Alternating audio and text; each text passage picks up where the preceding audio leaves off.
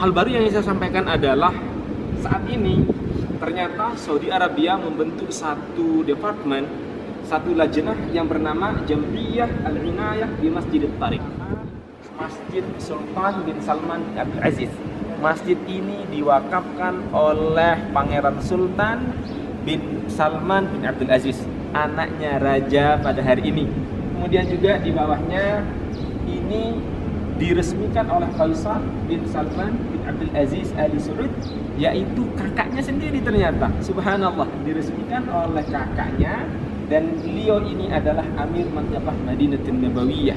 Beliau adalah merupakan gubernur di kota Madinatul Nabawiyah. Allahumma labbaik labbaik la syarika lak labbaik innal hamda wan ni'mata لك والملك لا شريك لك لبيك اللهم لبيك لبيك. Assalamualaikum warahmatullahi wabarakatuh. Koralis Sasak dimanapun Anda berada, Masya Allah, di antara perjalanan kita menuju Mekah dari kota Madinah, ada hal baru yang ditunjukkan saat ini, yaitu sebuah masjid yang luar biasa. Masjid yang sangat bersih, sangat bagus. Dan masjid ini ternyata baru. Masjid ini dibangun oleh Amir Sultan bin Salman bin Abdul Aziz, yang dibuka pada bulan 6, pada tanggal 6 bulan 5 1442 Hijrah. Koralis Sasak dimanapun Anda berada, ikuti terus channel kami, channel yang akan menginformasikan hal-hal terbaru yang sifatnya adalah edukatif. Pada saat ini ada hal baru yang ingin saya sampaikan ketika teman-teman atau kawan-kawan hendak menuju kota Makkah. Hal baru yang ingin saya sampaikan adalah saat ini ternyata Saudi Arabia membentuk satu departemen, satu lajnah yang bernama Jam'iyah Al-Inayah di Masjid Tariq. Sebuah manajemen, sebuah lajnah, sebuah kementerian di bawah Kementerian Agama yang khusus kemudian membahas yang mengayomi masjid-masjid yang ada di rest area. Seluruh di rest area di kawasan Saudi Arabia saat ini terlihat dan nampak beda. Tadinya kita mengetahui rest area di dimanapun di Saudi ada beberapa tempat itu memang tidak layak untuk dipakai. Saat ini sudah ada kementerian yang mengatur. Saat ini saya berada di posisi yang baru. Saya berada di sebuah masjid yang bernama Masjid Sultan bin Salman bin Abdul Aziz. Masjid ini diwakafkan oleh Pangeran Sultan bin Salman bin Abdul Aziz, anaknya raja pada hari ini. Kemudian juga di bawahnya ini diresmikan oleh Faisal bin Salman bin Abdul Aziz Ali Saud, yaitu kakaknya sendiri ternyata. Subhanallah, diresmikan oleh kakaknya, dan beliau ini adalah Amir Mantabah Madinatul Nabawiyah. Beliau adalah merupakan gubernur di kota Madinatul Nabawiyah.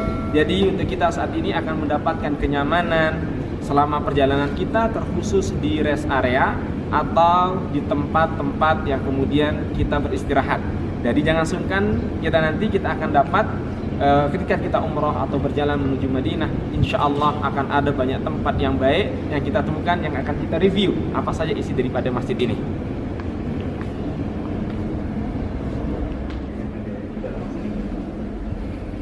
Masya Allah, tabarakallah.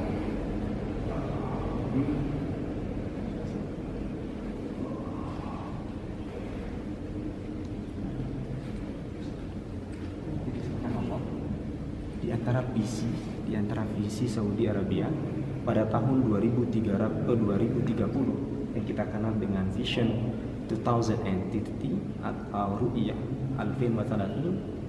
Masya Allah, biar masjid ini semua orang bisa kemudian memberikan infak. Jadi itu dengan cara mereka berinfak. Kemudian di sini ada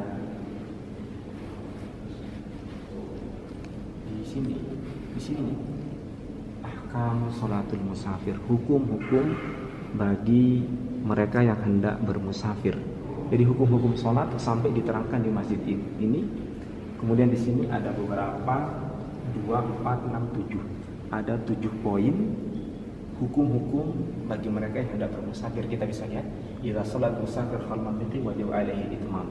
Ketika seorang musafir ini sholat di belakang penduduk tempatan, maka wajib seorang musafir mengikuti sholatnya muqim. Artinya dia tidak boleh merukhsah atau mengqashar menjadi 2, tapi dia tetap sholat 4 rakaat. Kemudian idza adraka al-musafir al-imam al-muqim walau fi juz'un yasiru min sholati kata. Jadi kita mohon maaf atas penjelasan yang terpaksa harus saya sambung, karena bagaimanapun yang kita bahas adalah masalah fikih. Masalah fikih yang diberikan kepada orang-orang yang bermusafir. Orang-orang yang bermusafir ini sepatutnya ia mendapatkan 2 keadaan dalam pembahasan ilmu fikih. Pertama disebut dengan nama fiqhus safar, fikih yang membahas tentang orang-orang yang bermusafir. Kemudian keindahan kedua yang diberikan kepada orang-orang bermusafir ini adalah rukhsatus safar.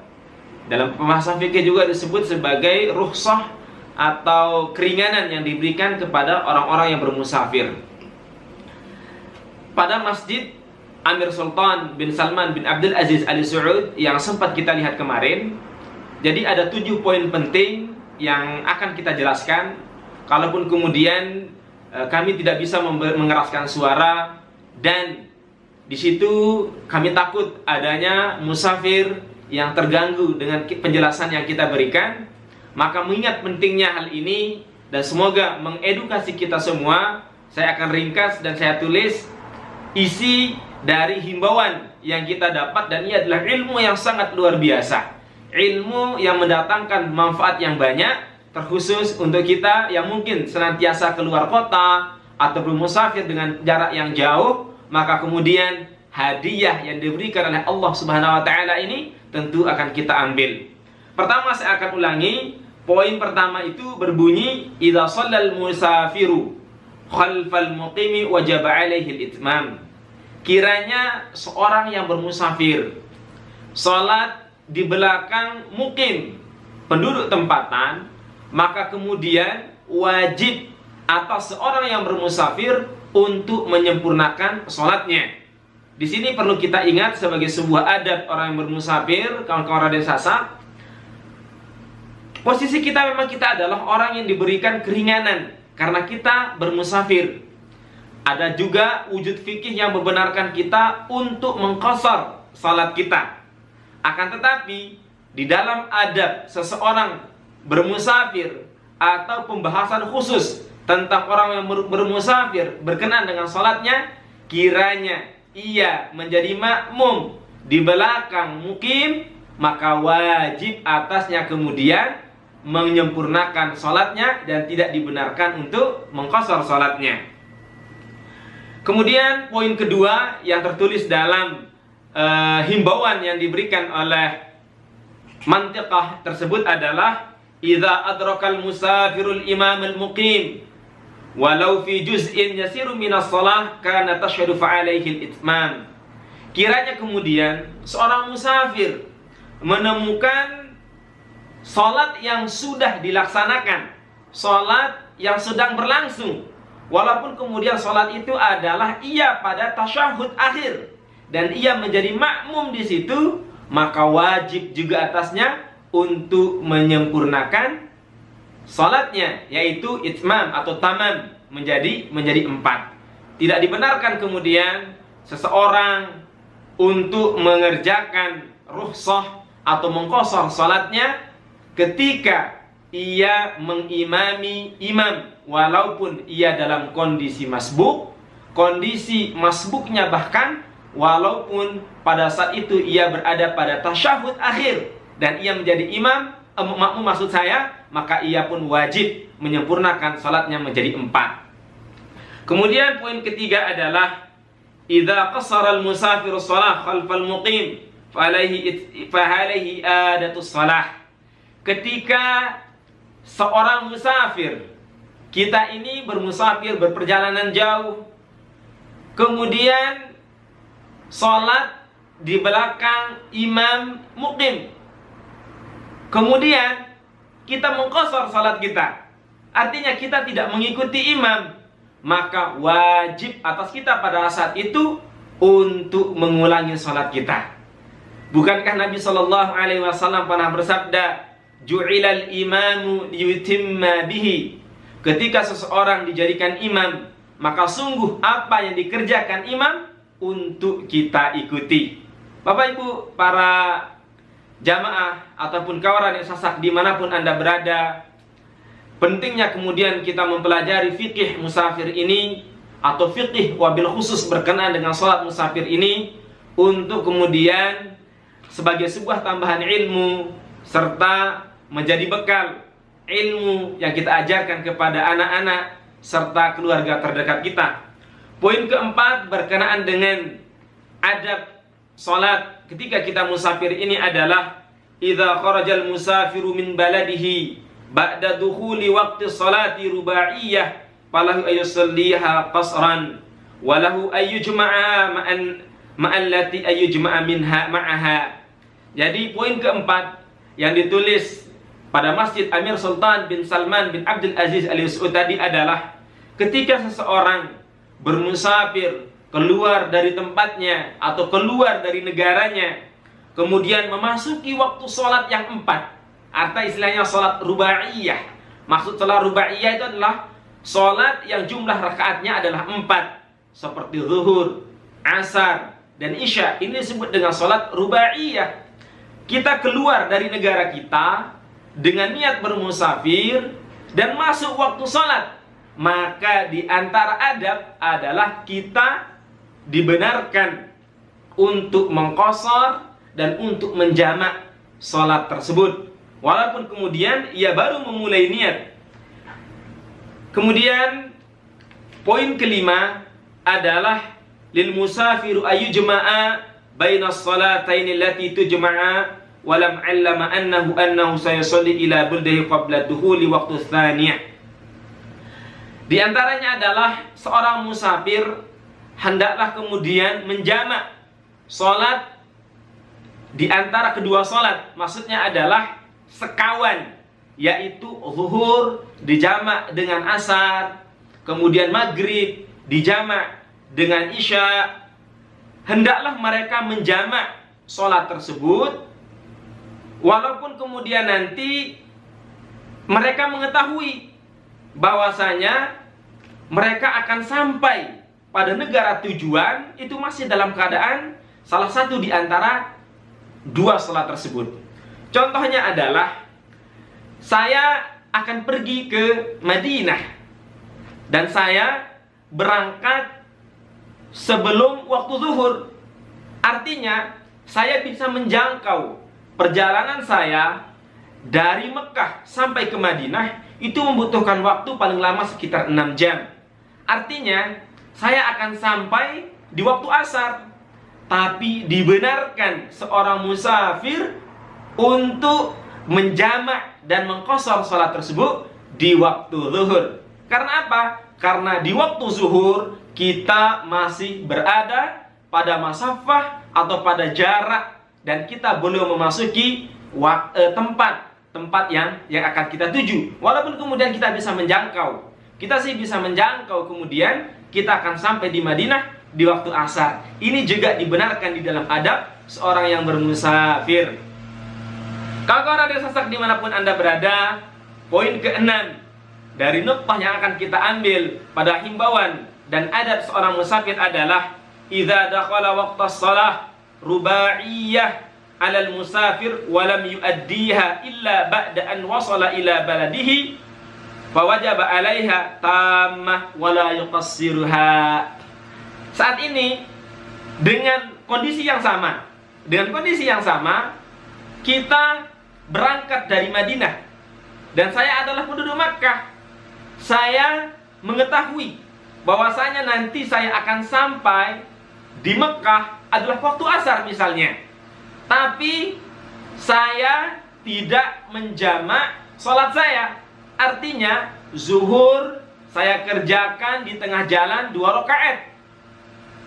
Begitu saya sampai di Madinah, maka Mekah maksud saya, karena saya penduduk Mekah, saya tidak dibenarkan lagi untuk mengqasar, untuk meringankan, untuk sholat asar sebanyak 2 rakaat.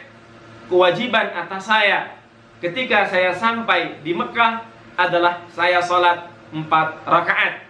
Artinya di sini, ketika kita sudah sampai tujuan dan kita tidak mengerjakan sholat tersebut pada masafah atau pada pertengahan jalan dan kita sampai di rumah, maka wajib atas kita ketika kita kembali untuk sholat dan menyempurnakan rakaat tersebut. Terakhir adalah idza shallal musafirul jum'ah. Ini sangat penting dan ini biasa terjadi pada jamaah umrah ataupun jamaah haji. Idza shallal musafirul jum'ah, ketika seorang musafir salat Jumat, fa innahu la yujma'a ma'aha al-'asr, maka tidak dibenarkan seseorang musafir menjamak antara salat Jumat dengan salat asar. Ini sangat perlu. Jadi saya sering menemukan beberapa jamaah kemudian menjamak antara salat Jumat dengan salat asar. Amman idza shallaha dhuhran falahu jam'a. Adapun kemudian walaupun di hari Jumat ia tidak melaksanakan salat Jumat, maka dibenarkan atasnya untuk melaksanakan salat zuhur dan asar secara jamak. Ini sangat penting. Kawan-kawan Raden Sasak dimanapun Anda berada, sebelum kita bermusafir, sebelum kita keluar, sangat penting ilmu ini untuk kita sama-sama ketahui bahwasanya fikih menjelaskan kepada kita tidak dibenarkan sholat Jumat digabungkan dengan sholat asar. Semoga penjelasan singkat ini bermakna untuk kita semua dan semoga penjelasan ini mendatangkan manfaat, menjadi jariah untuk kita semua, serta menambah edukasi dan informasi dalam perjalanan umrah ataupun musafir kita. Terima kasih, dukung terus channel Raden Sasak, channel yang syarat dengan informasi dan edukasi. Dukungan Anda kepada kami adalah merupakan syiar kita bersama untuk menyampaikan kebaikan kepada halayak ramai, kepada umat Islam pada umumnya. Ini saya lupa soal penampakan dari masjid rest area yang luar biasa indahnya, bersihnya, bahkan marmernya sendiri terbuat dari marmer Masjid Nabawi. Toiletnya pun sangat bersih, subhanallah. Di sini disediakan air panas dan air dingin untuk para jamaah yang hendak wudhu. Kebersihan toiletnya luar biasa. Jadi nggak salah kalau nyebutnya ini adalah Masjid Sultan, yaitu Masjid Pangeran. Terjaga sekali. Ini hal baru yang kawan-kawan Raden Sasak bisa temukan di antara perjalanan kita dari kota Madinah menuju kota Mekkah.